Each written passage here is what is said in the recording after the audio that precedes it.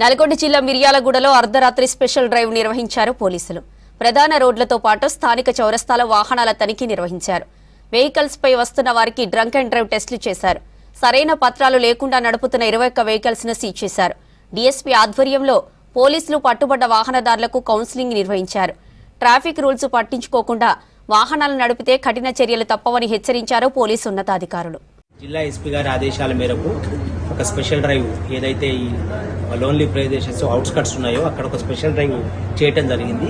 ఈ ప్రదేశాల్లో కొంతమంది యువత అక్కడ గ్యాదర్ అయ్యి గాంజా సేవిస్తున్నారని, తర్వాత ఈవ్టీజింగ్ చేస్తున్నారనేటటువంటి సమాచారం మేరకు ఈరోజు బోటింగ్ శివాలయం ఏరియా, యాదగారిపల్లి, ఎఫ్సీఏ గోడౌన్ ఏరియాలో, జంకుతండ ఏరియాలో స్పెషల్ డ్రైవ్ చేయడం జరిగింది.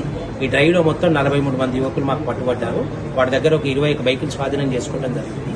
దీంట్లో ఏదైతే నెంబర్ లేని బైకులు ఉన్నాయో, నెంబర్ ప్లేట్ లేని, వాటి మీద కేసు నమోదు చేస్తున్నాం.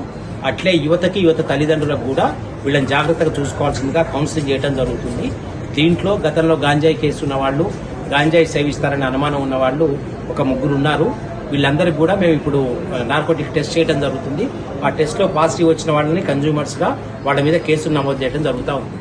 అందరికి కూడా యువత తల్లిదండ్రులందరూ కూడా మేము సీరియస్గా చెప్తున్నాం. పొరపాటున కూడా పిల్లల్ని మీరు గాలికి వదిలేస్తే మీరే ఇబ్బంది పడాల్సి వస్తుంది.